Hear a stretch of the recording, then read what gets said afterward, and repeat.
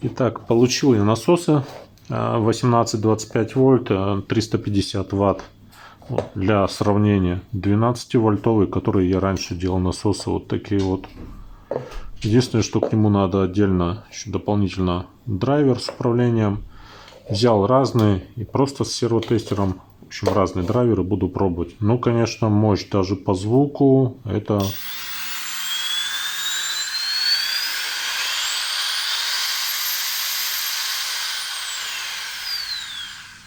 класс.